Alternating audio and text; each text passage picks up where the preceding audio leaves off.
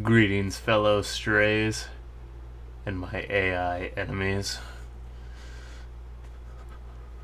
It's been too long, my friends, and there will be some channel housekeeping at the end of the video to kind of say why it's been a while. But for now, let's just get straight into it, okay? The meat of the video, the book review, and then if you want to know why I've been gone so long and what's going on, otherwise, stick around to the end. Okay, so, oh man, it's been too long. Today, we're reviewing this little piece of literature right here, The Stray by Jason Ford. As you can see, it's got a pretty gnarly surrealist art cover there. Little power symbols, severed hand. To be quite honest with you, I read through this thing and I'm still not sure what the significance of the severed hand is. The power button is very topical. It's very on topic. So that's cool. And I do also want to say, before I actually start reviewing this thing, that this was sent to me directly by the publisher. This was sent to me by De Novo Press. That's a thank you card and the owner of the company's signature down there. So thank you guys so much for sending this out to me. I do sincerely appreciate it. This is the first time a publisher has sent me a book, and it really makes me feel like all special and official. So thank you guys. This is really freaking cool, and I really appreciate it. So without further ado,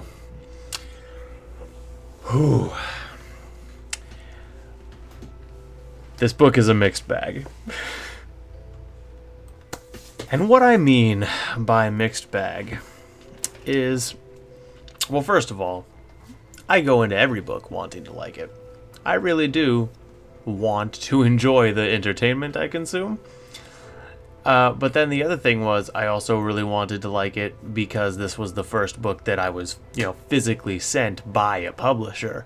So I hyped it up in my head. I was like, man, this should be really good and all, all that stuff and be legit.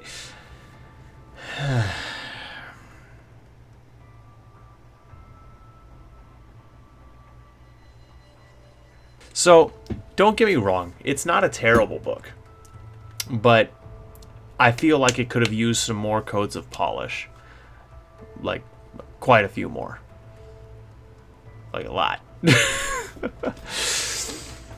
This book, more so than being a story, I really feel like the main goal of the artist, the writer, was to get some philosophy that he had in his head across. And the problem with trying to get across morals and philosophy and stuff like that through stories is that you have to be very clever about it. You can't be ham-handed, or else it doesn't land well. There's some nuggets of wisdom in here. I think some of them are half-baked, and some of them didn't get communicated as clearly as they could have been, but there's some nuggets in here. And so many of them don't land as well as they could have because the story isn't as good as it could have been. So let's get into step by step, the things that could have been done better, the areas that were lacking, stuff like that. Frankly, it's all of them, but we'll get into it. So, first, the prose. The prose aren't bad, but they're not good. The book feels sterile, almost clinical. The writing is not poetic, it's not flowery, and it's not gripping, it's not exciting. It's precise, understandable, clear English. And some people might like that just fine. I don't. I like more flowery or artistic or even crass language in prose. I want something with some personality. And being well written and very understandable, highly understandable, well edited, isn't personality. It's not what I look for. I want prose to be those things, but they're not the main things I care about. So, unfortunately, I can't give the prose a top score despite the fact that they're fine, because, we don't shoot for fine when we're reading something. We want something that captivates us, that holds us, that grips us, either with its poetic quality or the interesting things it's saying or the interesting ways in which it's saying them. So, prose, 70% out of 100. I just cannot give the category any higher than that because sterile. Just too squeaky clean. Just too blasé. Next on my list would be the plot, okay? And the plot, again, it's one of those things that could have used a little bit more fine-tuning, a little bit more depth, and probably a little bit more page time. As you can see, it's not a very long book. If I had to guess, if I did some rough math and tried to figure out the word count, I land somewhere around 30,000 words. And considering that this falls firmly into the area of science fiction / speculative fiction, and as a quick side note, it kind of has, to me, a little bit of a contemporary fiction feel, just because so much of the theoretical and hypothetical stuff in here is like, if you follow modern science and you read scientific articles and stuff, you see this stuff just over the horizon. So if speculative science fiction can be contemporary, right here. just as a fun little aside, as what I perceive to be kind of an interesting little blending of genres, whether it was deliberate or not. But that aside, it's around 30,000 words. So it's obviously not super long. And the plot could have used more words. The plot really could have used some more stretching so that we could have gotten a little more immersed. It's not often that I say we could have used more length, because I like things that are succinct, quick. That's, I'm part of the ADHD generation. Us millennials, we like our entertainment quick and fast. This was too quick and fast. We didn't have enough time with the main plot. We didn't have enough time with the characters. So even though the plot is fine, again, there's no major plot holes as I see them. And there's no reason why I would deliberately look for holes in this plot. I can't give the plot above a 70% either, because it didn't get the time it needed to hit as hard as it could have hit. It didn't have any curveballs. There was no really interesting twist. It was all a little bit predictable. And if I'm correct, and the whole point of the book was to make these philosophical points that the author clearly had in mind and wanted to make, he should have worked a little harder to construct a really solid plot to drive them home a little better. So the book needed some more conceptual work for sure. Now, characters. This is where this book is going to get the lowest rating.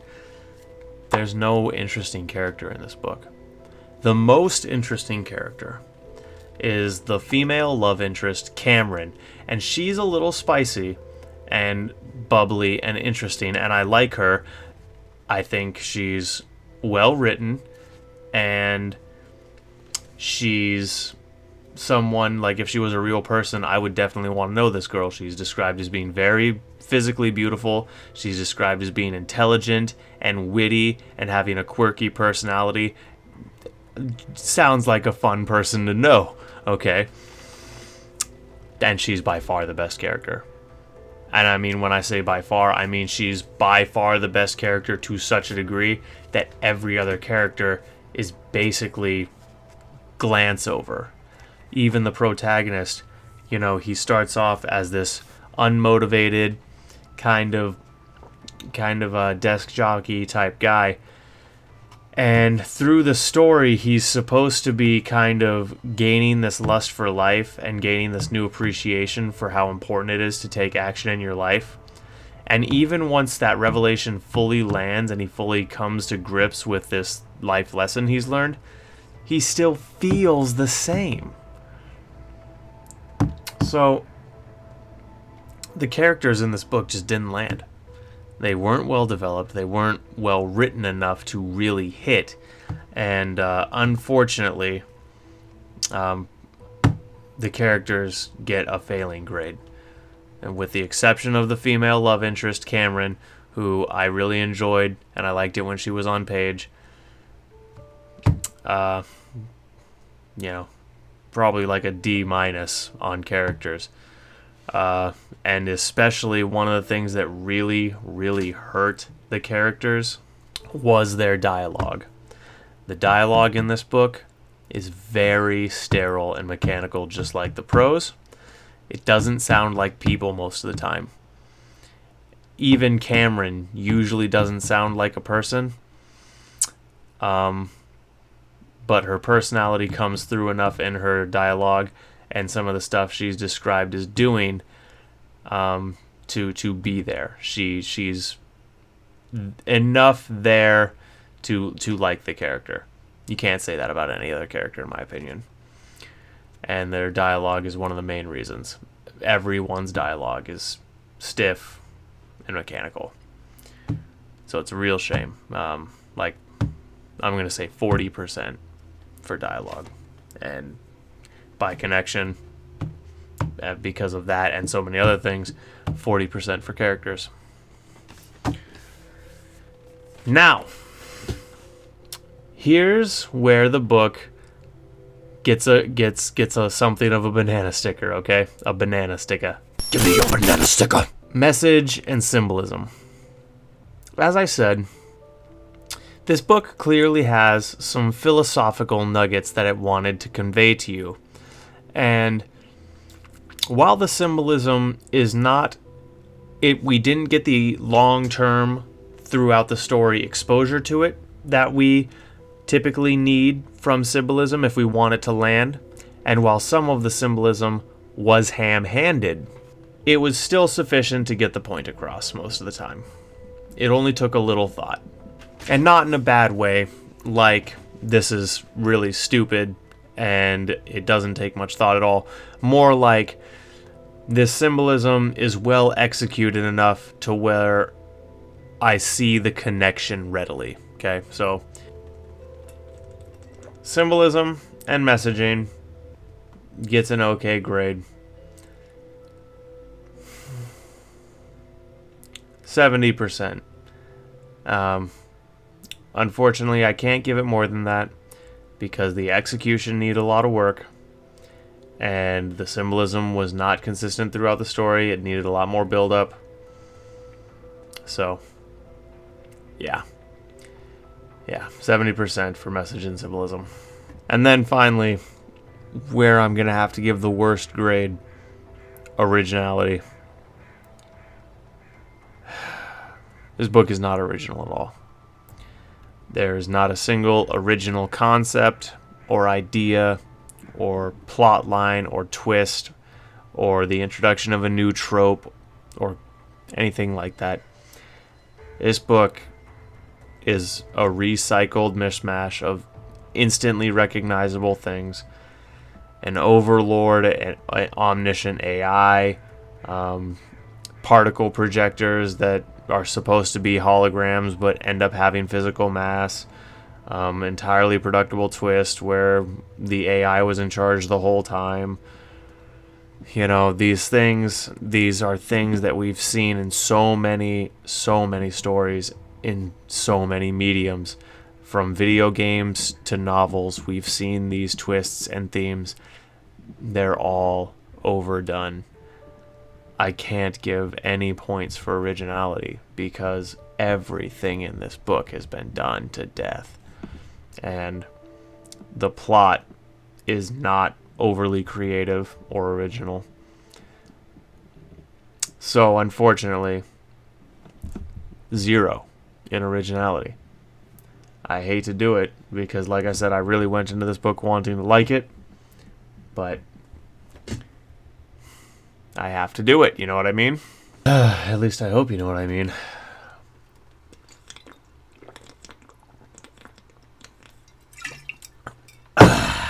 So, all told, the thing gets 62.5 out of 100. And here's where I might throw you for a bit of a curveball. I'd still recommend reading it. Hear me out. Here's why. So, a lot of fiction today, there isn't a point. You know what I mean? A lot of fiction today is just a story. Jason Ford is trying to share some wisdom here. And like I said, there's some genuine nuggets of wisdom. And anytime someone is trying to share some genuine wisdom, I think it's worth listening to them in general. The other reason that I think it's worth checking out the book, this is a new press company, okay? This is a new publisher.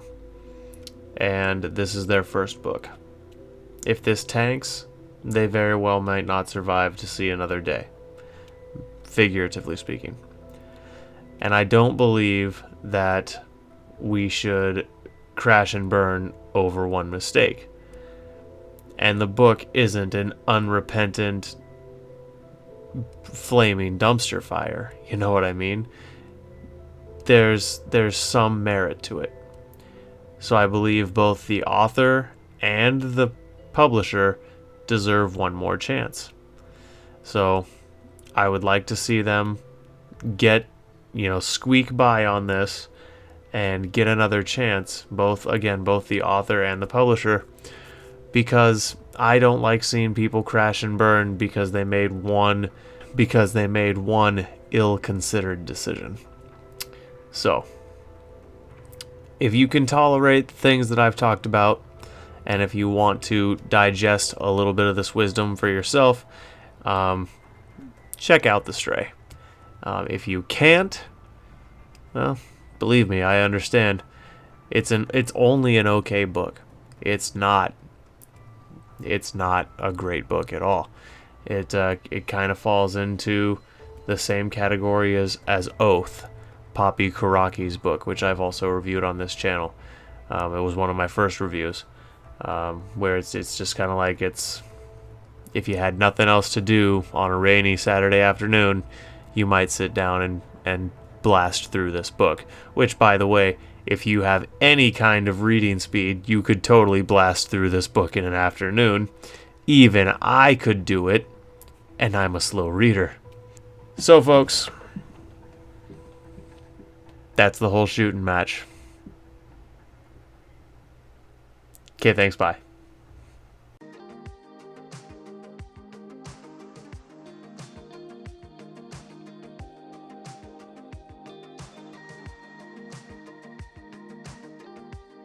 Except, it's not goodbye. I lied. So, as I said, just some really quick housekeeping.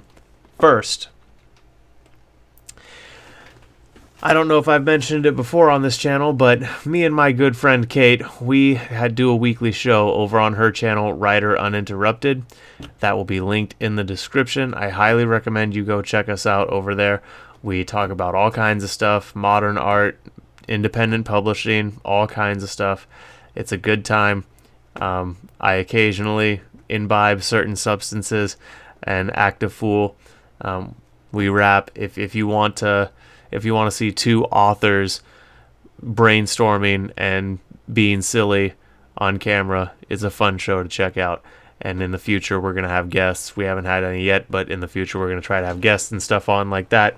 It's a good time. If you want even more content than that, you can go check out Greener Side of Sam and Year of the Author here on YouTube. I'll also link them down in the description. We've kind of all become buddy-buddy, and we're all kind of showing up in each other's content in live streams and stuff like that. So that's kind of fun, and I'm honestly happy to be part of it, because I feel like there's an AuthorTube community being built, and I like that. And credit to Sam on that one, because Sam seems to be something of a peacemaker. So, Sammy, good on you, girl. I love that attitude. Keep it up. You are a ball of sunshine. All right. And then, for a topic that's not so full of sunshine, the reason why I've been absent and why I might continue to be infrequently uploading. No easy way to say it, and please don't do the thing in the comments where you all pour your heart out to me and get all sentimental and stuff. I appreciate it. But I don't. It doesn't change anything. Okay. My dad passed away, so as the executor of his will, I'm busy. And and he lived in Arizona, so I have to run from here to there. There's legal stuff, there's dealing with physical possessions, all the stuff that comes with a family member passing away and leaving you their mountain of treasures.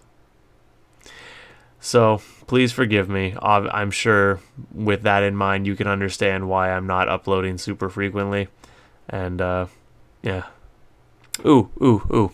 And the last thing that I'm going to mention, me and Cait, we have a third channel in the works. It's called If You're Feeling Adventurous, and it's going to be chock full of all the miscellaneous garbage that doesn't end up on my channel or her channel.